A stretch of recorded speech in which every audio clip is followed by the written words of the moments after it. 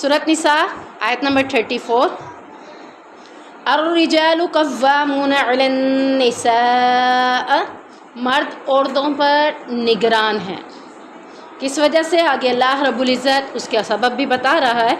बिमा फ़ज़्ज़लल्लाहु बअज़हुम अला बअज़िन व बिमा अनफ़क़ू मिन अम्वालिहिम, इस वजह से कि अल्लाह तबारक व तआला ने उनके बाज़ को बाज़ पर फ़जीलत अता की, और इस वजह से भी कि उन्होंने अपने मालों से ख़र्च किया।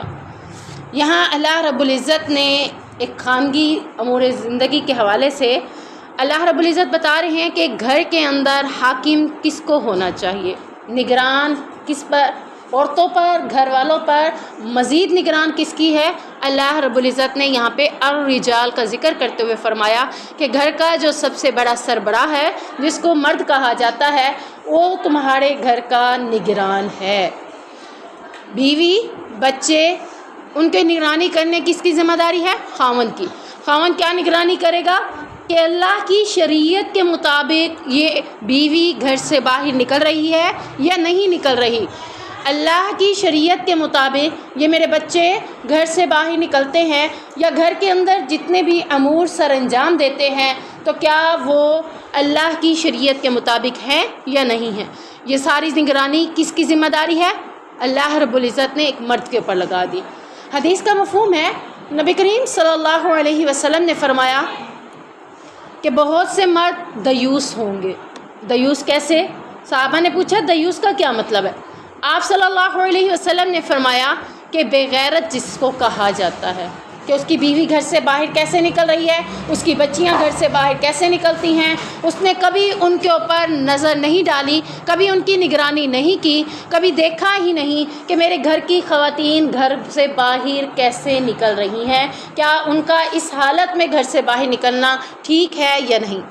या दूसरे लफ्ज़ों में, जब एक औरत या उसकी बेटी तैयार हो रही है किसी भी फंक्शन पे जाने के लिए, तो उसके ऊपर निगरान है, वो देखे कि मेरी बीवी और मेरी बेटी किस अंदाज में, किस हुलिये में वो किसी फंक्शन को अटेंड कर रही हैं। क्या उस फंक्शन के ऊपर जिस अंदाज में ये जा रही हैं, मेरी निगरानी है कि मैं इनके ऊपर नज़र रखूं, तो क्या वहाँ इस हालत में इनका जाना बेहतर है या नहीं। जब ये मर्द अपनी ज़िम्मेदारी पूरी अदा करेगा, तो मेरे ख़याल से कोई औरत अपने आप को नंगे सर हालों में घूमती हुई नज़र नहीं आएगी। जब वो बाल बना रही होगी, घर में मेकअप कर रही होगी, अपनी मेंटेन कर रही होगी, अपने आप को बना संवार रही होगी, जब मर्द उसकी निगरानी कर रहा है, तो मर्द ने ये कहना है कि वहाँ तो इतने मर्द अंदर आ जाते हैं, तो तुम क्या इतने बाल खुले छोड़कर जो जा रही हो वहाँ ऐसे रहोगी? नहीं, लो इसके ऊपर हिजाब लो, इसके ऊपर हिजाब लो, तुमने हिजाब के साथ रहना है, अपने बालों को समेटो। और ये इतना मेकअप क्यों किया है? ये तो सिर्फ खावंद की ज़िम्मेदारी है, खावंद के लिए है बनाओ सिंगार। तुम इतना अपने आप को ओवर हद तक लेकर क्यों जा रही हो? ये ज़िम्मेदारी किसकी है? एक मर्द की। इसीलिए कहा गया है कि एक औरत अपने साथ 4 मर्दों को जहन्नुम में लेकर जाएगी। सबसे पहले ये ज़िम्मेदारी अल्लाह तबारक व तआला ने किसको दी है? मैं भी आपको बता रही हूँ, बेटी है तो कौन ज़िम्मेदारी कर रहा है? ये बाप। अगर बाप ने ये निगरानी पूरी ना की, वो कहाँ जाएगा? जहन्नुम में। बाप के बाद ज़िम्मेदारी किसकी आ जाती है? भाई की। ऑटोमेटिकली उस घर में दूसरा मर्द कौन है? भाई। भाई भी अगर ये ज़िम्मेदारी अदा नहीं कर रहा, तो उस औरत की वजह से वो भी कहाँ जाएगा? जहन्नुम में। फिर ये दोनों के बाद शादी हो जाती है। अब बेटे की शादी होने के बाद फिर 2 मर्द उसकी ज़िंदगी में आते हैं, एक खावंद की सूरत में और एक बेटे की सूरत में। अगर खावंद उसके ऊपर नज़र नहीं रखता कि किस तरह से ये घर से बाहर निकल रही है, तो वो उसको भी जहन्नुम हो गई। और फिर उसके बाद अगर बेटा भी ये मामला नहीं देखता कि मेरी माँ घर से बाहर कैसे निकल रही है, उसको ऐसे नहीं जाना चाहिए, अगर वो भी ये ज़िम्मेदारी अदा नहीं करता, तो वो भी जहन्नुम में जाएगा। तो ये 4 अफराद, चारों कौन हैं? मर्द हैं। चारों ने ज़िम्मेदारी क्या दे रहे हैं अल्लाह ताला? कि मर्द कव्वाम है, मर्द निगरान है। किन के ऊपर? अपनी औरतों के ऊपर। یہ پہلا اللہ رب العزت نے فضیلت دی ہے. کیوں دی ہے؟ کہ عورت کی نسبت مرد کو درجہ زیادہ دیا ہے. تو یہی بات یہاں بتا رہے ہیں بعضہم علی بعض، کہ بعض کو بعض کے اوپر فضیلت دے دی. تو یہاں قرآن میں اللہ تعالیٰ نے مرد کے قوام ہونے کے 2 سبب بتائے ہیں کہ مرد کو طبی طور پر بھی یہ امتیاز حاصل ہے کہ وہ کیا ہے، منتظم بنے. طبی طور پر سے مراد کیا ہے؟ عورت نازک ہے اور مرد مضبوط طاقتور. طبی طور پر دیکھا جائے ڈاکٹر ایک مرد کے حوالے سے کیا کہتا ہے، اور دوسرے لفظوں میں طبی طور پر دیکھا جائے تو عورت 1 مہینے میں 6 دن نمازیں چھوڑ دیتی ہے، 7 دن نمازیں چھوڑ دیتی ہے، لیکن مرد طبی طور پر کوئی ناقص ہے اس کے اندر، کوئی نقص ہے اس کے اندر، کوئی بیماری ہے اس کے اندر، وہ پورا مہینہ کیا کرتا ہے، نماز پڑھتا ہے. تو اس صورت میں وہ اس کے لائق زیادہ ہے. ہم کہتے ہیں نا یہ بچی زیادہ اچھا پڑھتی ہے تو یہ پڑھائے، ایسے ہی ہوتا ہے نا. تو مرد طبی طور پر، طبی کہتے ہیں ڈاکٹری طور پر، طب کے لحاظ سے بھی منتظم بننے کا زیادہ حقدار ہے کیونکہ وہ کسی قسم کا مریض نہیں ہے. عورت کیا ہے، کبھی مینسز کی حالت میں مریض ہے، کبھی پریگننسی کی حالت میں مریض ہے، کبھی بیبی کو دودھ پلاتے ہوئے مریض ہے، یعنی وہ مختلف مراحل میں مریض رہتی ہے. لیکن مرد ہر صورت میں کیا ہوتا ہے، قوام ہوتا ہے، مضبوط ہوتا ہے، طبی طور پر منتظم بننے کے لائق بھی ہوتا ہے. دوسرا اللہ تعالیٰ نے کیا کہا، وَبِمَا أَنفَقُوا مِنْ أَمْوَالِهِمْ. دوسرا درجہ کیوں ہے کہ یہ گھر کے سارے اخراجات، مال کے معاملات کس کی ذمہ داری ہے، خاوند کی. عورت کے نان و نفقہ کی، گھر کے بچوں کے نان و نفقہ کی ذمہ داری کس کے اوپر ہے، مرد کے اوپر ہے.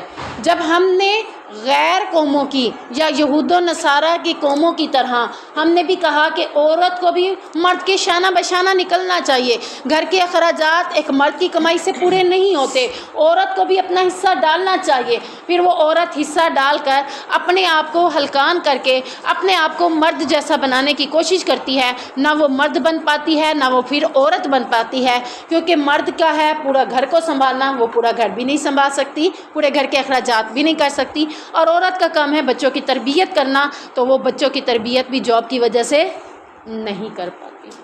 تو عورت کی ذمہ داری آگے اللہ تعالیٰ بتا رہے ہیں، یہاں صرف ابھی مرد کی ذمہ داری ہے کہ خرچہ کس نے پورا کرنا ہے. اس کی ذمہ داری کس کی ہے، آٹومیٹکلی مرد کی ذمہ داری ہے کہ وہ خرچہ پورا کرے گا.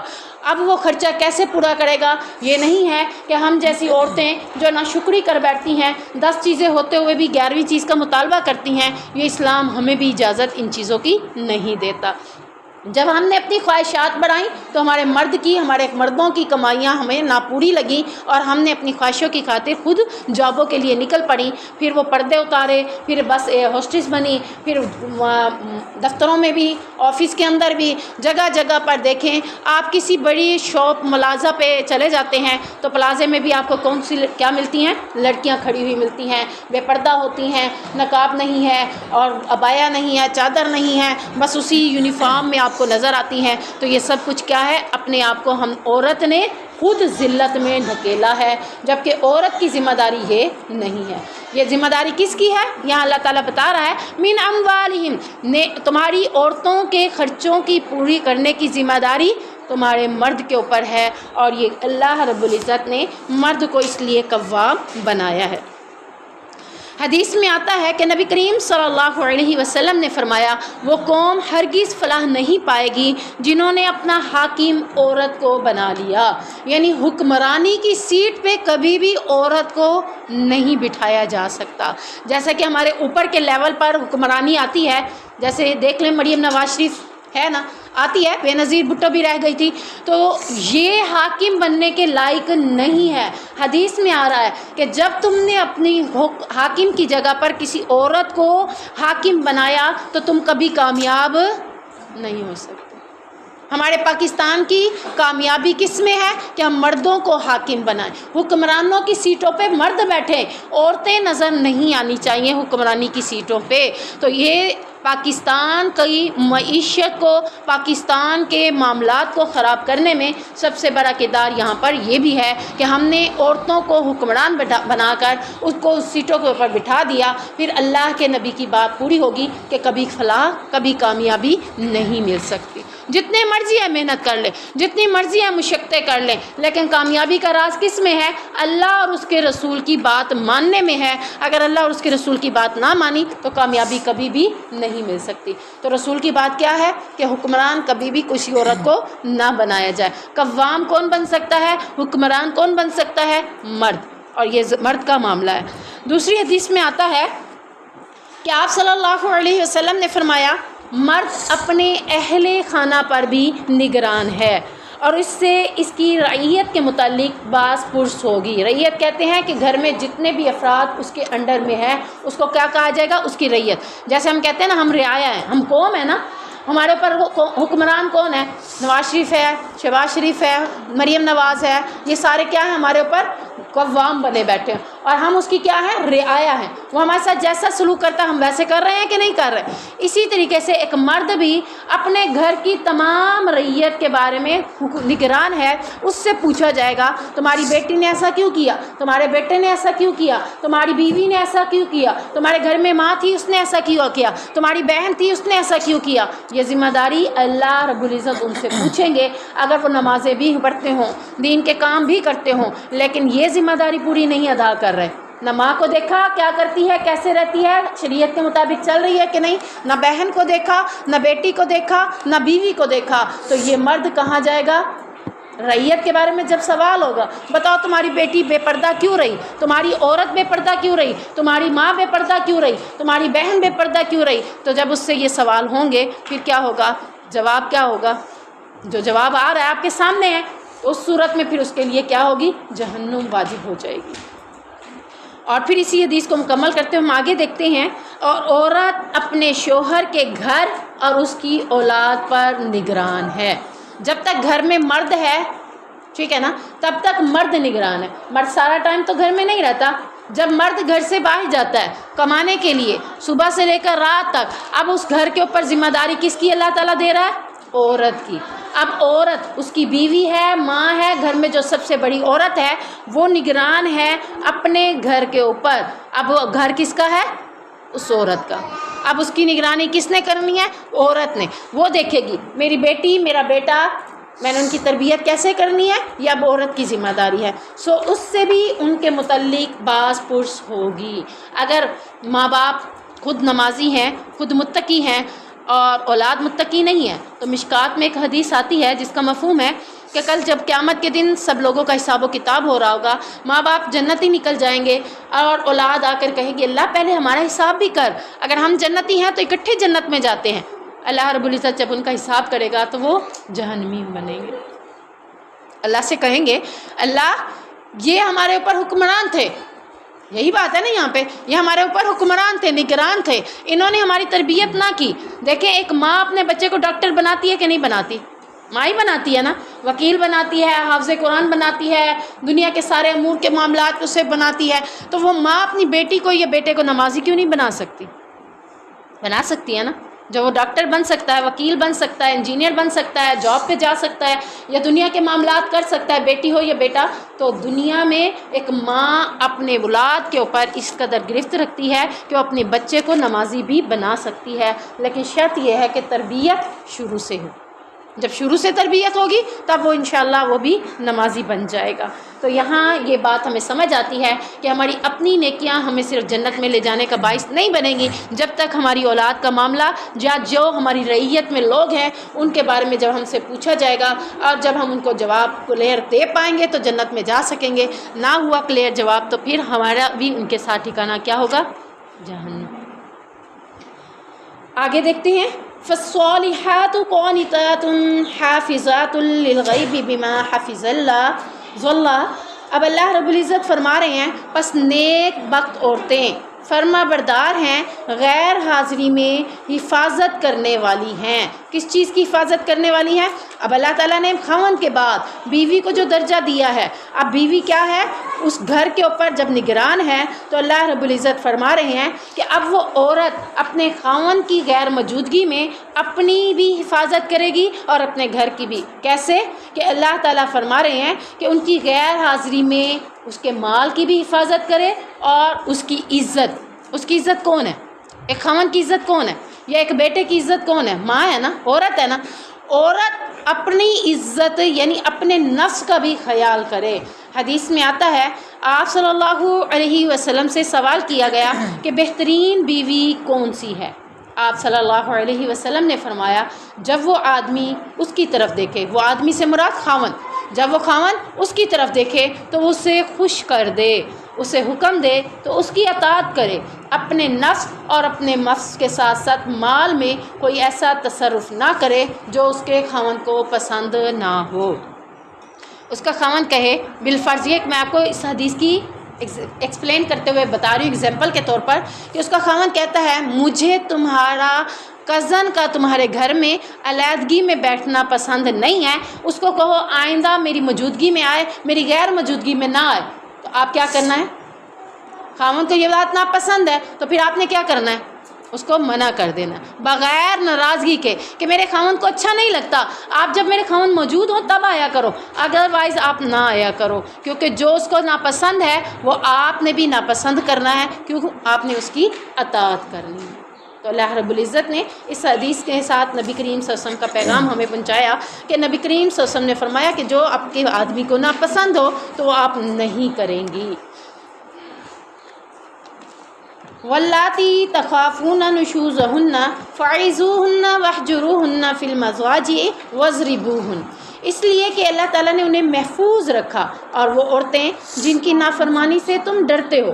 اب اللہ تعالیٰ نے اگلی آیت کے اگلے حصے میں فرمایا کہ جن کی نافرمانی سے تم ڈرتے ہو، یعنی عورت نے کیا کرنا ہے؟ خاوند کی اطاعت کرنی ہے۔ جس خاوند کو پتہ چلے کہ میری عورت میری اطاعت نہیں کرتی، نافرمانی کرتی ہے، تو تم نے یعنی اب مرد کو حکم ہو رہا ہے کہ اس نے کیا کرنا ہے؟ سب سے پہلا سٹیپ اس نے کیا کرنا ہے؟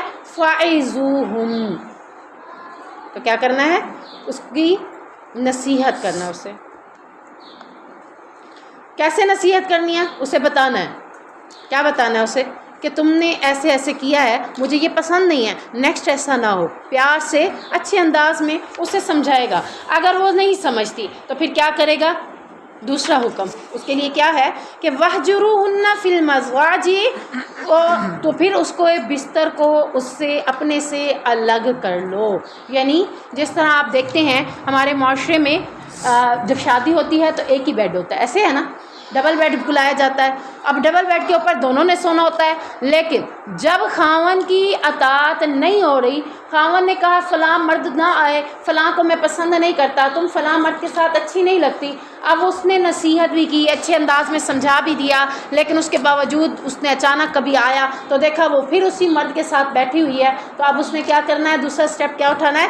اس کا بستر الگ کر دینا، اس کو اپنے ساتھ نہیں سلانا، اس کو اپنے ساتھ سلانے کی بجائے اس کا بستر الگ کرنا ہے۔ اور تیسرا حکم کیا ہوا؟ وَاضْرِبُوهُنْ، انہیں مارو۔ کس طرح کی مار مارو؟ اس کے حوالے سے آتا ہے حدیث کے اندر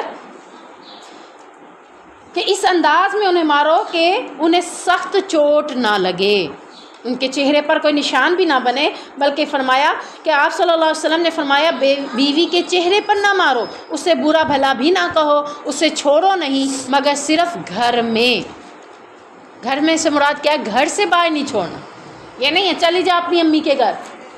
ہمارے ہاں معاشرے میں یہی ہوتا ہے، چھوٹی چھوٹی بات پہ خاوند بھی کہہ دیتا ہے مجھے تو اپنے گھر میں نظر نہ آئے، چلی جانا اپنی میکے، میں جب رات کو آؤں تو تم نظر نہ آؤ۔ اور بیوی اگر نہ بھی کہے خاوند تو بیوی کیا کرتے؟ لڑائی کی صورت میں چلو بوریا بستر سمیٹو اور کہاں چلو؟ اپنی امی کے گھر۔ نہیں، اللہ کے نبی کیا فرما رہے ہیں؟ مارو صحیح، لیکن ان کے چہروں پر نہ مارو، اور ان کے جسم پر اس طرح کی مار دو کہ کوئی نشان نہ بنے، کوئی سخت چوٹ نہ لگے انہیں، اس طرح سے مارو، یعنی زجرن تنبیہن انہیں مارو۔ یعنی بعض اوقات کہتے ہیں نا کہ زبان کی مار ہاتھ کی مار سے بہتر ہوتی ہے، سنا ہوا ہے آپ نے یہ لفظ؟ ہاتھ تو رک جاتا ہے، زبان کسی کی پکڑی جاتی ہے۔ بعض اوقات زبان سے ایسے الفاظ نکلتے ہیں کہ بندہ دل میں کئی دن تک درد محسوس کرتا ہے، تو زبان کی مار دے دیں اسے، یا پھر ہلکا پھلکا مارنا بھی ہے تو اس انداز میں مانے کہ جسم پر کوئی چوٹ نہ آئے، لیکن اس کے ساتھ کیا کرنا ہے؟ اس سے چھوڑنا نہیں ہے۔ کیا کرنا؟ چھوڑے گا تو پھر تو وہ اور بھی بڑھ جائے گی، ہو جائے گا کہ نہیں ہوگا؟ دوسری جگہ جا کے تو اس نے اور بھی زیادہ اس کے ساتھ گلچھرے اڑانے ہیں، تو اس کو اپنے گھر میں ہی علیحدہ کر لے، بھئی ٹھیک ہے اب تم یہاں علیحدہ رہو۔ کیوں رہو؟ کیونکہ اللہ رب العزت نے ابھی اس کے لیے یہی حکم دیا ہے۔ یہ سٹیپ کتنے ہیں؟ 3 سٹیپ ہیں جو خاوند نے اٹھانے ہیں۔ کس صورت میں اٹھانے ہیں؟ جب وہ اپنے بستر پر کسی غیر محرم کو اس کہ اپنی بیوی کے ساتھ دیکھتا ہے اور اسے پسند نہیں آتا تو اس صورت میں یہ 3 سٹیپ اٹھائے گا. پہلا نصیحت کا، دوسرا بستر الگ کرنے کا، تیسرا ہلکی پھلکی مار.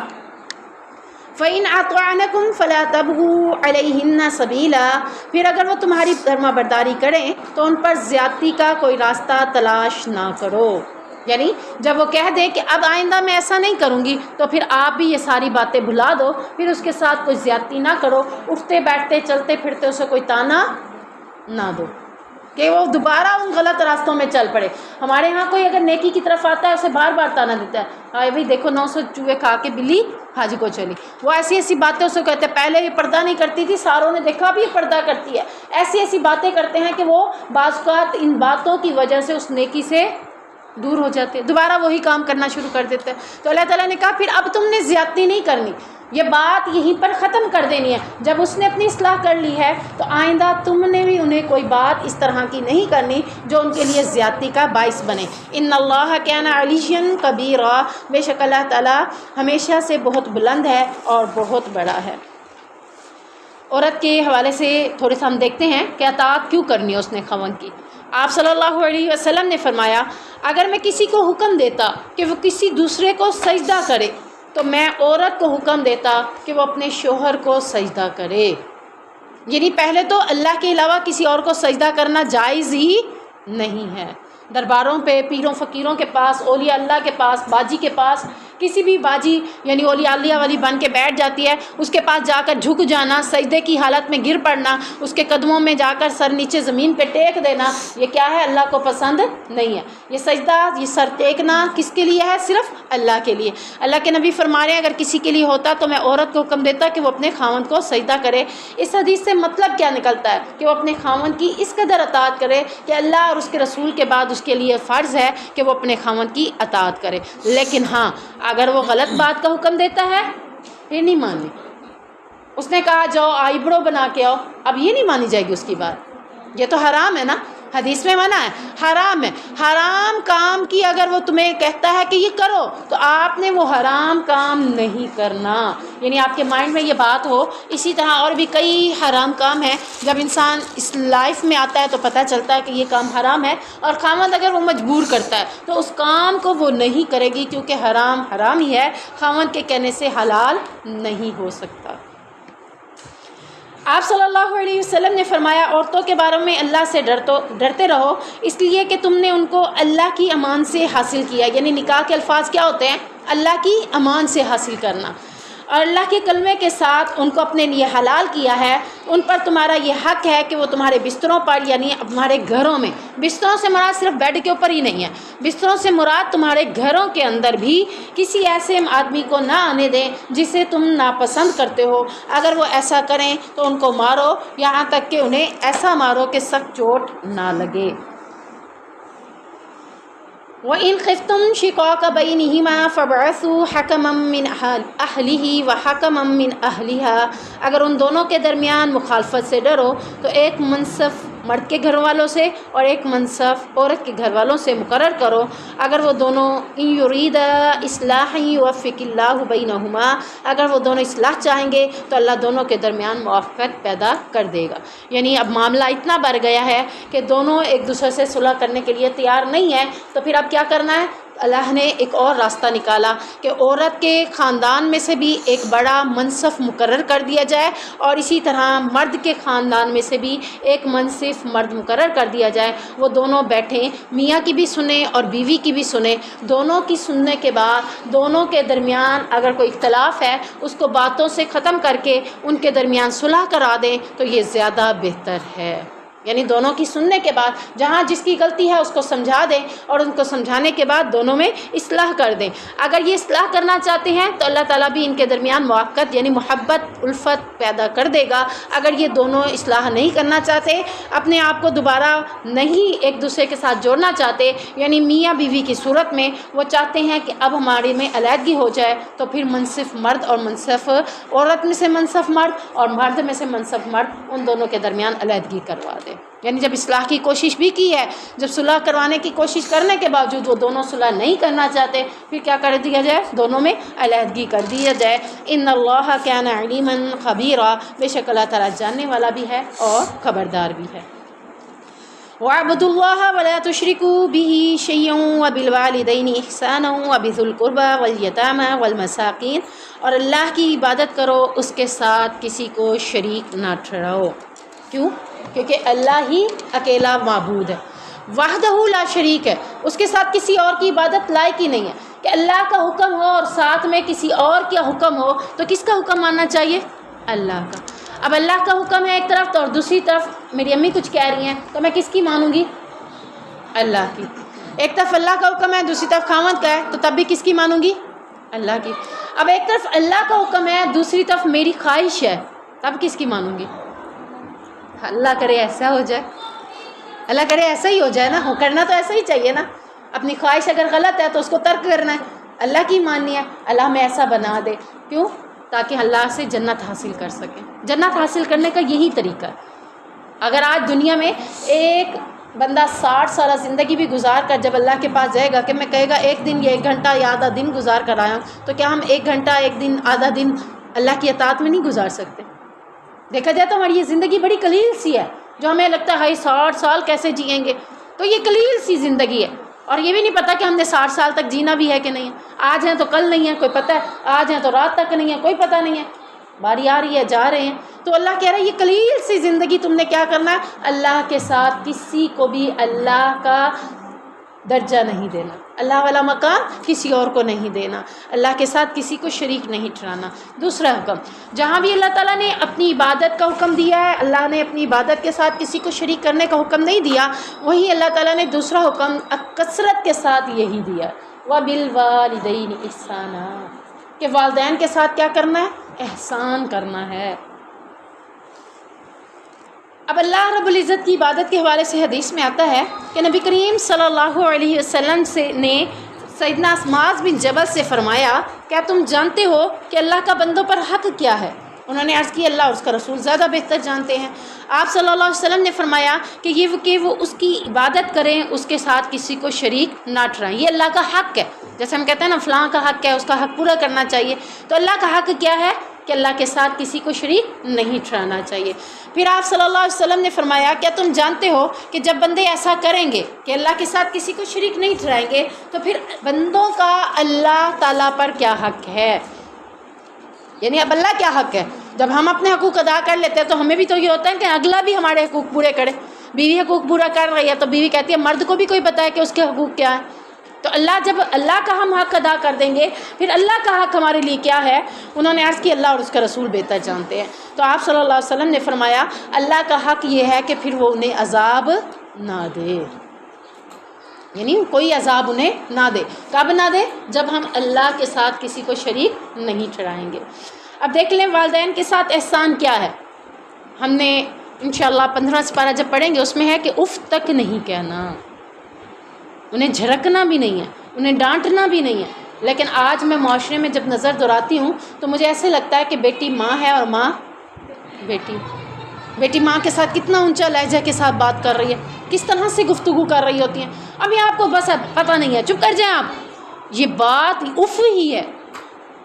انہیں ڈانٹ رہے ہیں، انہیں جھڑک رہے ہیں کہ آپ کو کیا پتہ؟ امی کو نہیں پتہ تو کس کو پتہ ہے؟ ہمارے بارے میں زیادہ بہتر کون جانتا ہے؟ ہم سے زیادہ امی بہتر جانتی ہے. تو لیکن ہم سمجھتے ہیں کہ ہم اپنے بارے میں زیادہ بہتر جانتے ہیں. تو اللہ تعالیٰ نے والدین کے ساتھ ہمیشہ کیا حکم دیا ہے؟ احسان کا حکم دیا ہے، حسن سلوک کا حکم دیا ہے کہ ان کے ساتھ اچھے طریقے سے پیش آؤ. وَبِذِي الْقُرْبَى، اور رشتہ داروں کے ساتھ. رشتہ داروں کا حق کیا ہے؟ رشتہ داروں کے حوالے سے حدیث میں آتا ہے کہ آپ صلی اللہ علیہ وسلم نے فرمایا مسکین پر صدقہ صرف صدقہ ہے. مسکین پر جب کوئی خرچ کرتا ہے تو وہ کیا ہے؟ صرف صدقہ ہے.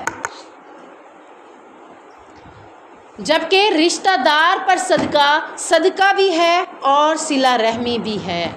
صلہ رحمی کیا ہے؟ اچھے انداز میں ان کے ساتھ پیش آنا. یعنی جب آپ نے اپنے رشتہ دار کو صدقہ دیا ہے، کوئی مال دیا ہے، کوئی تحفہ دیا ہے، تو صرف صدقہ کا اجر نہیں ملے گا بلکہ صلہ رحمی ڈبل اجر مل جائے گا. پہلے اگر آپ عام روٹین میں کسی مسکین کو صدقہ دیں گے تو ایک فائدہ ہو رہا ہے، کیا؟ صرف صدقے کا. لیکن اگر آپ نے رشتہ دار پر صدقہ کیا ہے تو صدقے کا اجر بھی ہے اور صلہ رحمی کا اجر بھی مل گیا، ڈبل اجر مل گیا۔ تو یہ ہو گیا رشتہ داروں کے ساتھ حسن سلوک۔ اس کے بعد یعنی یہ اسٹیپ وائز اللہ بتا رہا ہے کس کے ساتھ کیسے پیش آنا ہے۔ سب سے پہلے والدین کے ساتھ حسن سلوک سے پیش آنا ہے، پھر اس کے بعد رشتہ داروں سے حسن سلوک سے پیش آنا ہے، تیسرا والیتاما اور یتیموں کے ساتھ۔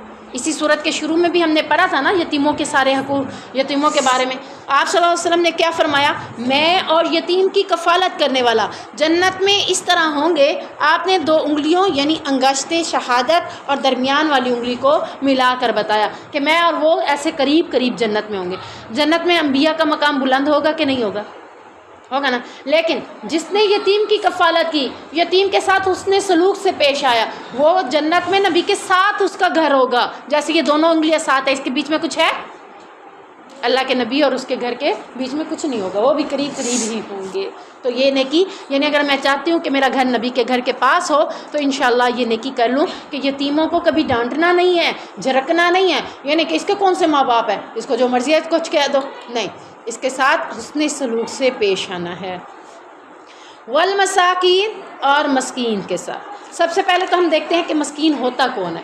حدیث میں آتا ہے آپ صلی اللہ علیہ وسلم نے فرمایا مسکین وہ نہیں ہے جو لوگوں کے ہاتھ چکر کاٹتا رہتا ہے، اسے 1-2 لقمے یا 1-2 کھجوریں مل جائیں تو وہ واپس چلا جاتا ہے، بلکہ مسکین تو وہ ہے جو اتنا مال نہیں پاتا جو اس سے مستغنی کر دے، یعنی مستغنی سے مراد کفایت، کہ اس کے گھر میں کھانے کے لیے اتنا مال نہیں ہے کہ وہ اس کے گھر کی معاملات کو پورا کر سکے، تو اور نہ کسی کو اس کا حال معلوم ہوتا ہے کہ کوئی اسے صدقہ دے، اور نہ وہ کھڑے ہو کر لوگوں سے سوال کرتا ہے۔ اب ڈھونڈنا کس نے؟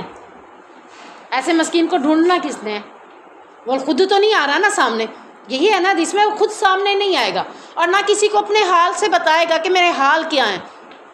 آپ اور میں جب کسی گھر میں جائیں گے یا کسی عورت کے ساتھ بیٹھیں گے یا کسی بچی کے ساتھ بیٹھیں گے، اس کی وضع قطع ہمیں بتا دے گی کہ نہیں بتا دے گی؟ وہ اپنے منہ سے نہیں کہہ رہی ہوگی، اس کا چہرہ بتا رہا ہوگا کہ اس نے کئی دنوں سے لگتا ہے کھانا بھی جیسے پیٹ بھر کے نہ کھایا ہو، لگ رہا ہوگا نا اس کی شکل سے، اس کے لباس سے پتہ چل رہا ہوگا کہ اس کی وضع قطع بتا رہی ہوگی نا، اس کا انداز بتا رہا ہوگا کہ یہ کیا ہے، مسکین۔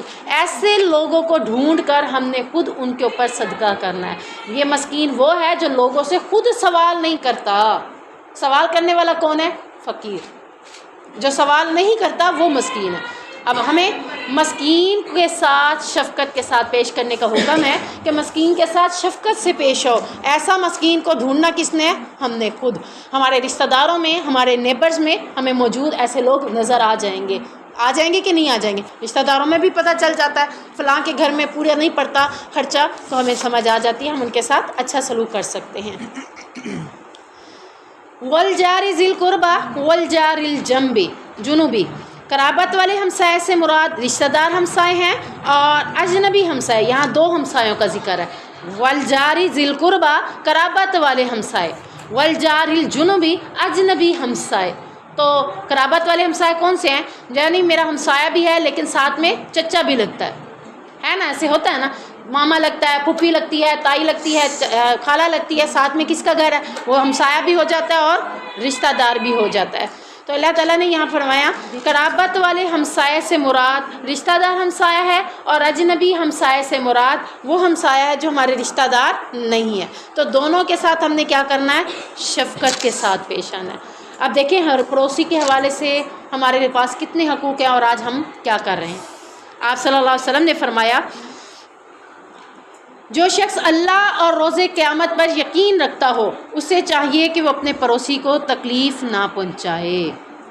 اب میرے ہمسائے میں کوئی شخص ایسا ہے جو بزرگ ہے، بیمار ہے، مریض ہے، اس کو کسی کا چیخنا پسند نہیں آتا، اونچی آواز اسے پسند نہیں ہے، گانے اسے پسند نہیں ہے، اونچی آواز جو ہو جاتی ہے، لیکن میں نے اتنی اونچی آواز سے ڈگ لگا دیا یا میں اتنی اونچی آواز سے چیخ چلا رہی ہوں کہ اس کے کانوں میں آواز جا رہی ہے، وہ ناپسند کر رہا ہے، اسے تکلیف پہنچ رہی ہے کہ نہیں پہنچ رہی؟ یہ ہو سکتا ہے کہ ایک گھر میں ڈرامہ چل رہا ہے، فلم چل رہی ہے اونچی آواز میں، اور دوسرے گھر میں کوئی اسی ٹائم نماز پڑھ رہا ہے، تکلیف پہنچ رہی ہے کہ نہیں پہنچ رہی؟ اس سے کیا پتہ چلتا ہے کہ اپنے ہمسائے کو تکلیف نہیں پہنچانی۔ یا میرے گھر میں شادی ہے اور میں نے اتنا ڈھول ڈھمکا یا اتنا اونچے اونچے گانے یا ٹبے یا کچھ بھی گھر میں شور شرابہ کیا ہوا ہے، 4 ہمسائے میرے شور شرابے سے سو نہیں پا رہے، کیا ہو رہا ہے انہیں؟ تکلیف ہو رہی ہے نا. اگر میرے کسی اور کے گھر میں ایسا تو میں سو نہیں پا رہی تو مجھے کیسے فیل ہوتا ہے. پھر اپنا اندازہ کر. پتہ نہیں ان کی شادی کب ختم ہوگی اور اپنے گھر جب ایسا فنکشن ہو ختم ہی نہ ہو. ایسے ہے نا, ہم دوسروں کے بارے میں کچھ سوچتے ہیں اور اپنے بارے میں کچھ اور سوچتے ہیں. بہترین انسان وہ ہے جو اپنے بارے میں بھی وہی سوچے, دوسروں کے بارے میں بھی وہی سوچے. تو پڑوسی کو تکلیف نہیں پہنچانی. تو یہ کون ہے؟ وہ شخص ہے جو اللہ اور رسول روز قیامت پر یقین رکھتا ہے. دوسری حدیث میں فرمایا, جبرائیل مجھے ہمیشہ پڑوسی کے متعلق وصیت کرتے رہے, یہاں تک کہ مجھے گمان ہونے لگا کہ وہ پڑوسی کو وارث بھی قرار دے دیں گے. یعنی اتنی پڑوسی کے ساتھ شفقت کا حکم دیتے تھے کہ مجھے ایسے لگا کہ جب وراثت تقسیم ہوگی شاید ان کا بھی حصہ بنے گا, لیکن بنا نہیں تھا. ایک اور میں آتا ہے کہ اللہ کی قسم وہ شخص مومن نہیں ہو سکتا. 3 بار یہ الفاظ کہے کہ اللہ کی قسم وہ شخص مومن نہیں ہو سکتا, اللہ کی قسم وہ شخص مومن نہیں ہو سکتا. صحابہ نے عرض کی اللہ کے رسول کون؟ فرمایا وہ شخص جس کی تکلیف سے اس کا پڑوسی محفوظ نہ ہو. اگر آپ اپنے پڑوسی کو تکلیف کا سبب بن رہے ہیں تو سمجھ لیں کہ ہم کیا نہیں ہیں, مومن ہی نہیں ہیں. تو کسی بھی موقع پر خوشی ہے, غمی ہے, تکلیف کسی کو نہیں پہنچانی. اپنے ہمسایوں کا خیال رکھنا ہے. چلیں آپ خود جو بھی دیکھنا چاہ رہے ہیں, گناہ کرنا چاہ رہے ہیں, اپنے تک رکھیں, کسی اور کو تکلیف نہ پہنچائیں. اپنے گھر میں کوئی چیز چلائی ہوئی ہے, موبائل چلایا ہے, تو اس کی تکلیف, اس کی آواز دوسروں کو نہ سنائیں. آپ سننا چاہ رہے ہیں آپ سنیں, لیکن دوسروں کو تکلیف نہ پہنچائیں. تو بہتر یہ ہے کہ ہم خود بھی ان چیزوں سے بچیں, لیکن نہیں بچ رہے تو دوسروں کو تو تکلیف کا باعث نہ بنے. آپ صلی اللہ علیہ وسلم نے فرمایا, اے ابو ذر, جب تم سالن پکاؤ تو اس میں شوربہ زیادہ کر لیا کرو اور اپنے پڑوسیوں کا بھی خیال رکھا کرو, یعنی انہیں بھی وہ سالن بھیج دیا کرو. یہ ہیں پڑوسیوں کے حقوق جو اللہ رب العزت نے ہمارے لیے کہا ہے کہ ان کے ساتھ کس قدر حسن سلوک سے پیش آنا ہے. آج اگر کوئی پڑوسی کوئی چیز مانگنے آتا ہے, ہمارا رویہ کیا ہوتا ہے؟ یہ ہر وقت مانگنے آ جاتے ہیں. اگر آپ کو اللہ نے دے رکھا ہے تو ایسا کوئی مسئلہ نہیں ہے. سورۃ معاون ہے نا, پڑھی ہوئی ہے نا, ارائیت الذی یکذب بالدین, اس میں بھی ہے کہ یہ ایسے لوگ ہیں کہ جو برتنے والی چیزیں بھی لوگوں کو نہیں دیتے. ایسا نہیں بننا. اگر آپ کے گھر میں کوئی چیز موجود ہے تو آپ نے اسے دوسروں کو دینی ہے. یہ نہیں کہنا کہ ہاں ہم کیوں دیں, ہم نہیں دیتے. نہیں, ایسا نہیں کرنا, بلکہ اپنے پڑوسیوں کے ساتھ شفقت ساتھ پیش آتے ہوئے انہیں ہر چیز دے. میں نے ایک فیچر پڑھا تھا, اس میں تھا کہ ایک شخص نے اپنے گھر میں ایک چھوٹی سی, یعنی ضرورت کے تحت اس نے, جیسے آپ کے سامنے کب کی یہ کھڑا نا بورڈ, الماری کھڑی ہے, تو یہ الماری اس نے اسی طرح سے بنوا لی. اس میں اس نے چھوٹے چھوٹے اوزار, چھوٹے چھوٹے برتن, چھوٹی چھوٹی چیزیں جو لوگوں کو ضرورت پڑتی ہے ایک دوسرے سے مانگنے کی, اس نے اس طرح کی اس کو بنا لی.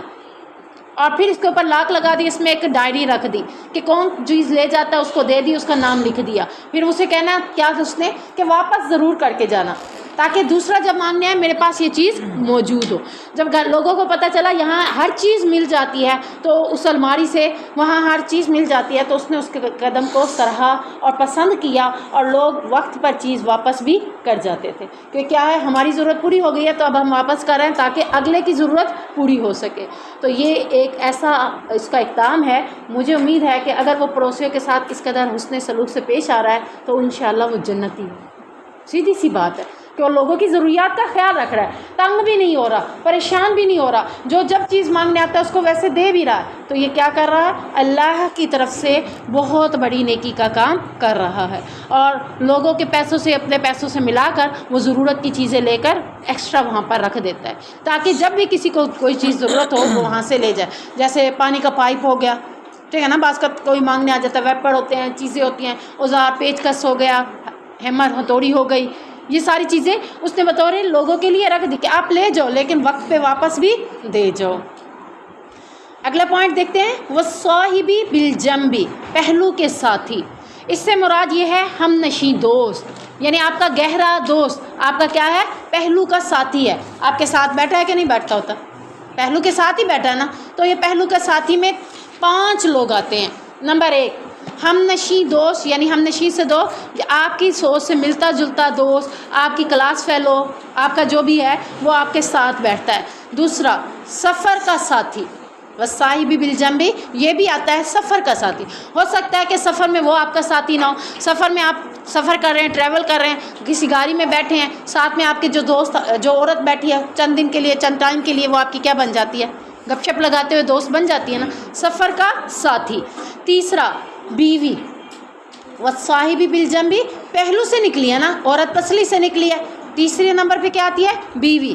اور چوتھے نمبر پر علم سیکھنے کے لیے آنے والے لوگ، آپس میں جو دوست بن جاتے ہیں۔ جیسے آپ لوگ علم سیکھنے کے لیے آئے، آپ یہاں آنے سے پہلے آپ کسی کو جانتے تھے، ایک دوسرے کو نہیں جانتے، لیکن اب آپ ایک دوسرے کے ساتھ اس قدر دوست بن چکے ہیں کہ آپ کہتے ہیں یہ دوستی ہماری انشاءاللہ رہ جائے گی۔ تو یہ چوتھے نمبر پہ۔ پھر کاروباری سلسلے میں آس پاس بیٹھنے والے لوگ، یہ بھی کیا ہو گئے؟ پہلو کے ساتھی ہو گئے۔ دکاندار دکان پہ بیٹھا ہے، ادھر والا بھی دکاندار، ادھر بھی دکاندار ہے، وہ دونوں اس کے کیا ہو گئے؟ پہلو کے ساتھی ہو گئے۔ تو ان کے ساتھ بھی کیا کرنا ہے؟ حسن سلوک سے پیش آنا ہے۔ وابن السبیل، مسافر۔ مسافر کس کو کہا جاتا ہے؟ راستے میں سفر کرتے ہوئے کوئی مسافر آپ کو نظر آتا ہے، وہ کہہ دیتا ہے میری یہ ضرورت ہے، اس وقت میرے پاس موجود نہیں، تو آپ اس کے ساتھ بھی حسن سلوک سے پیش آئیں گے۔ آپ صلی اللہ علیہ وسلم نے فرمایا جس شخص کے پاس ایکسٹرا سواری ہو اسے چاہیے کہ وہ ایکسٹرا سواری اسے دے دے جو سواری سے محروم ہے، اور جس کے پاس ایکسٹرا کھانا ہو اسے چاہیے کہ وہ ایکسٹرا کھانا اسے دے دے جسے کھانا میسر ہی نہیں ہے۔ یعنی مسافر ہیں، راستے میں چل رہے ہیں، میں بھی سفر کر رہی ہوں، وہ بھی سفر کر رہا ہے، راستے میں میں دیکھ رہی ہوں میرے پاس سواری 2 ہیں، اس کے پاس کچھ بھی نہیں ہے۔ یعنی اس دور میں کیا ہوتے تھے؟ اونٹ گھوڑے ہوتے تھے، میرے پاس 2 ہیں، اس کے پاس نہیں ہے تو اس کو ایک گھوڑا دے دوں، چلو بھائی تم بھی جا رہے ہو اس گھوڑے پہ سوار ہو جاؤ، میرے پاس کھانا ایکسٹرا ہے تو اس کو بھی دے دوں، یہ لو میرے ساتھ یہ کھانا کھا لو۔ یہ ہے مسافر کے ساتھ حسن سلوک۔ آپ صلی اللہ علیہ وسلم نے فرمایا 3 آدمی ایسے ہیں جن کی طرف اللہ تعالیٰ قیامت کے دن نہیں دیکھے گا۔ ہم نے پہلے بھی حدیث سنی ہوئی ہے، ان میں سے ایک کا میں یہاں ذکر کروں گی، وہ یہ ہے، بلکہ انہیں دردناک عذاب دے گا۔ ان میں سے ایک شخص وہ ہے جس کے پاس راستے میں پانی زیادہ تھا، ایکسٹرا پانی موجود تھا، جب اس سے کسی مسافر نے پانی مانگا اس نے اس کو پانی دینے سے انکار، یہ تو میرا پانی ہے میں کیا کروں گا، آگے جائیں گے تو لا اور سبب بنا دے گا۔ لیکن ابھی کسی مسافر کو پانی کی ضرورت ہے اور میں کہوں یہ میرا پانی ہے، چلے ہم مسافر نہیں ہیں، دور دراز نہیں جاتے، پکنک پوائنٹوں پہ جاتے ہیں، پکنک پوائنٹوں پہ کولر ساتھ ہوتا ہے، اچانک کوئی آتا ہے آ کے کہتا ہے بھی ہمارے پاس پانی نہیں ہے، آپ ہمیں پانی پلا دیں، اپنا کولر لے کے آنا تھا، اپنا پانی لے کے آنا تھا، اب ہمارے کولر پہ نظر رکھی ہوئی ہے، کچھ دے دیتے ہیں اور کچھ نہیں دیتے، اور جو نہیں دیتے ان کے بارے میں کیا وعید ہے کہ اللہ انہیں دردناک عذاب دے گا اور ان کی طرف دیکھے گا بھی نہیں۔ تو ایسا کام نہ کریں، جس کو بھی پانی کی ضرورت ہے اسے فوراً پانی دے۔ آپ دیکھیں کہ پانی پیاسا ہو، پانی کی کتنی ضرورت ہوتی ہے، ظاہری بات ہے اگر وہ پانی مانگنے آیا ہے تو ظاہری بات ہے وہ پیاسا ہے تو آپ سے پانی مانگ رہا ہے، اس کو ضرورت ہوئی ہے تو پانی دینے سے انکار نہیں کرنا۔ اگلا پوائنٹ ہے وَمَا مَلَكَتْ أَيْمَانُكُمْ، تمہارے غلام اور تمہاری لونڈیاں جس کے ساتھ یعنی جو گھر میں ہوتے ہیں، سرونٹ، ملازم، کام کرنے والی، صفائی کرنے والی، اس کے ساتھ بھی شفقت سے پیش آنا ہے۔ اگر وہ کھانا بناتی ہے کچن میں آپ کے گھر میں، یعنی کچھ لوگوں کے گھروں میں تو وہ کھانے بھی تیار کرتی ہیں، کھانا تیار کر کے وہ آپ کے پاس لے آتی ہے، آپ نے کھانا نہیں تیار کیا، آپ کے لیے کیا حکم ہے؟ اس کے ساتھ حسن سلوک کیا کرو، بیٹھو تم بھی میرے ساتھ 2-3 لقمے کھا لو، تم بھی میرے ساتھ بیٹھ کے کھا لو، اس سے کیا ہوگا؟ محبت بڑھ جائے گی، وہ آپ کے لیے نیکسٹ محبت سے کام کرے گا۔ آپ نے کہنا نہیں تم تو ملازم ہو، تم میرے ساتھ بیٹھ کے کھانا کیوں کھاؤ، نہیں تم جاؤ اندر جو تمہارے برتن ہیں الگ سے انہی برتنوں میں کھانا کھاؤ، ایسا نہ کریں، بلکہ ان کے ساتھ کیا کریں؟ حسن سلوک سے پیش آئیں۔ ان اللہ لا یحب من کان مختالا فخورا، اللہ تعالیٰ ان لوگوں کے بارے میں کہتا ہے بے شک اللہ تعالیٰ نہیں دوست رکھتا، کس کو دوست نہیں رکھتا؟ جو اکرنے والا اور شیخی مارنے والا ہو، یعنی تکبر کرنے والا۔ اللہ تکبر کرنے والے کو پسند نہیں کرتا، جو اپنے ملازم کو اپنے ساتھ کھانا بٹھا کر نہیں کھلائے گا وہ کیا ہے؟ تکبر کرنے والا ہے۔ ایسے بڑے بڑے گھروں میں ہوٹلنگ کے لیے لوگ جاتے ہیں، اپنی ملازمہ کو ساتھ لے جاتے ہیں کہ چلو ہماری بچوں کا خیال رکھے گی، پھر وہاں جا کے وہ کھانا کھا رہے ہوتے ہیں اور ملازمہ کو کیا کرتے ہیں؟ ساتھ بٹھاتے ہیں، ایک الگ سے ایک جگہ پہ بیٹھ، وہ بیچاری یوں تک کہ ان کو کھانا کھاتے ہوئے دیکھ رہی ہے، تو یہ کیا ہے؟ گناہ ہے۔ یا تو اسے لے نہ جاؤ، لے گئے ہو تو اسے بھی اپنے ساتھ بٹھا کے کھانا کھلاؤ، اگر اسے اپنے ساتھ بٹھا کر کھانا نہیں کھلاتے تو پھر وہ آپ کے بچوں کو بھی تو سنبھال رہی ہے، وہ بھی تو آپ ہی کے ہیں، کھانا کھلاتے ہوئے ناپسند کرتے ہو، بچے اس کے حوالے کر دیتے کہ یہ لو بچوں سنبھالو، تو اللہ تعالیٰ نے یہ چیز ناپسند کی ہے، یہ تکبر کی علامت ہے، یہ فخر کرنے کی علامت ہے جو اللہ کو پسند نہیں ہے۔ اللہ تعالیٰ ایسے شخص کو جنت میں داخل نہیں کرے گا جس کے دل میں تھوڑا سا بھی تکبر ہوگا۔ یہ ہمارے ساتھ بیٹھ کے کیوں کھائے، یہ تو ہم سے کم تر ہے، الگ بیٹھ کے کھائے، نہیں، ساتھ مل کے بیٹھ کے کھانا کھانا چاہیے، تکبر اپنے دلوں سے نکال دینا ہے۔ الذین یبخلون ویأمرون الناس بالبخل ویکتمون ما آتاہم اللہ من فضلہ، وہ لوگ جو بخل یعنی کنجوسی سے کام لیتے ہیں اور لوگوں کو بھی بخل کا حکم دیتے ہیں اور اس سے چھپاتے ہیں جو اللہ تعالیٰ نے اپنے فضل سے دیا ہے۔ یعنی یہ مال کے حوالے سے بات ہو رہی ہے کہ جس کے پاس مال ہے اور وہ کنجوسی اختیار کرتا ہے، بخل کرتا ہے، مال کو خرچ نہیں کرتا، کنجوس بن کے بیٹھا ہوا ہے، بھئی خرچ کرنا ہے بیوی بچوں پہ لیکن مال ہے لیکن کرتا نہیں، بیوی بچوں کی حالت کو سنوارتا نہیں ہے، اپنی بھی حالت نہیں سنوارتا، بلکہ لوگوں سے ایسے چھپا کر رکھتا ہے کہ اگر میں نے اچھے کپڑے پہن لیے یا اچھی چیز لے لی یا اچھی گاڑی لے لی یا اچھا گھر بنا لیا تو لوگ کہیں گے اس کے پاس بڑا ہے، وہ مانگنے کے لیے آئیں گے۔ اللہ تعالیٰ کہتا ہے یہ کام نہیں کرنا، جب دیا ہے تو اس کو ظاہر کرو، اچھا پہنو، اچھا کھاؤ، اچھا پہنو، اچھے استعمال کرو، کیونکہ اللہ تعالیٰ نے دیا ہے تو اس کو ظاہر بھی کرو، چھپانا نہیں ہے، بخل سے کام نہیں لینا، کنجوسی نہیں کرنی۔ اگر آج مر جائے گا یہ مال کہاں جائے گا، اس کے تو کوئی کام نہیں آئے گا، کفن کی جیب ہے جو اپنے ساتھ لے کر جائے گا، نہیں ہے نا، تو پھر بخل سے کام نہیں لینا، کنجوسی نہیں کرنی، نہیں ہے تو ایک اور بات ہے ہوتے ہوئے بھی ایک سوٹ کافی ہے، بس اسی کو دھونا، اسی کو پہننا، اسی کو دھونا، اسی کو پہننا ہے، جب اللہ نے دے رکھا ہے تو پہنو، اب اتنا بھی نہ پہنو کہ اسراف کر لو کہ ہاں اب اللہ نے اتنا دیا اس لیے پہن رہی ہوں، نہیں، اس میں پھر رشوتیں سود کھانا شروع کر دیا، حرام مال اکٹھا کرنا شروع کر دیا، پھر کہا کہ ہمارے پاس اتنا اس لیے پہنتے ہیں، یہ بھی غلط ہے۔ حدیث میں آتا ہے کہ نبی کریم صلی اللہ علیہ وسلم نے فرمایا ہر روز جب بندے صبح کرتے ہیں تو اس وقت 2 فرشتے نازل ہوتے ہیں، ان میں سے ایک کہتا ہے اللہ خرچ کرنے والے کو اور بھی زیادہ عطا کر، اور دوسرا کہتا ہے اے اللہ بخل کرنے والے سے اس کا مال تلف کر دے۔ یعنی بخل نہیں کرنا، اللہ کے راستے میں بھی خرچ کرنا ہے، اپنے پر بھی خرچ کرنا ہے، اللہ نے دیا ہے تو اس کو صرف اپنے پہ ہی نہیں خرچ کرنا بلکہ دوسروں کے پر بھی خرچ کر کے دکھانا ہے۔ دوسری حدیث میں آتا ہے کہ یقیناً اللہ تعالیٰ جب کسی بندے کو نعمت سے نوازے، کوئی نعمت دے تو اس بات کو پسند کرتا ہے کہ وہ بندے پر اپنی نعمت کے آثار بھی دیکھے۔ یعنی اگر اللہ نے مجھے اتنا دیا ہے تو اللہ تعالیٰ یہ چاہتا ہے کہ بندے کے اوپر نظر بھی آئے کہ وہ کتنا امیر ہے، شان شوکت چھپانی نہیں ہے، اللہ نے دیا ہے تو اس کو ظاہر بھی کرو، ظاہر کرنے کے ساتھ ساتھ دوسروں کو بھی دینا ہے، صرف اپنے اوپر ظاہر نہیں کرنا۔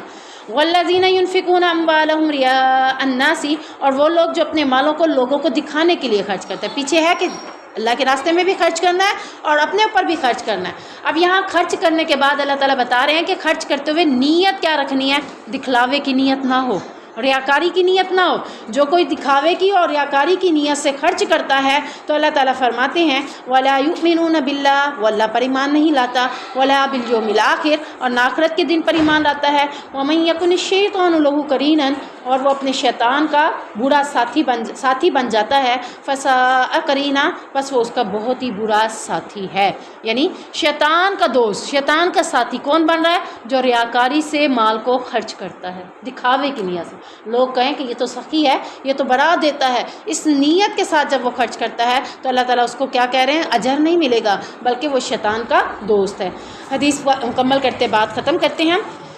ابو ہریرہ سے حدیث ہے کہ ایک دفعہ نبی کریم صلی اللہ علیہ وسلم نے ان افراد کا ذکر کیا جن کا قیامت کے دن سب سے پہلے فیصلہ ہوگا، عالم، غازی اور سخی ہوں گے، جنہوں نے محض ریاکاری کے لیے اپنے اعمال سر انجام دیے ہوں گے۔ تو وہ شخص جس کو اللہ تعالیٰ نے مال سے نوازا تھا وہ کہے گا میں نے ہر اس جگہ اپنا مال خرچ کیا جہاں خرچ کرنا تجھے پسند تھا، لیکن اللہ تعالیٰ فرمائے گا تو جھوٹ کہتا ہے، کیونکہ تیرا ارادہ تو یہ تھا کہ لوگ کہیں کہ فلاں سخی ہے، اور لوگوں نے کہہ دیا تجھے کافی ہو گیا، اب میرے پاس تیرے لیے کوئی اجر نہیں ہے۔ تو خرچ کرتے ہوئے نیت کو خالص رکھنا ہے، اللہ کی رضا کے لیے خرچ کرنا ہے، لوگوں میں واہ واہ کروانے کے لیے، ریاکاری کے لیے یہ اس نیت کے ساتھ خرچ نہیں کرنا۔ اللہ تعالی ہمیں سمجھنے کی توفیق عطا فرمائے۔ سبحانک اللہم و بحمدک، اشہد ان لا الہ الا انت، استغفرک و اتوب الیک۔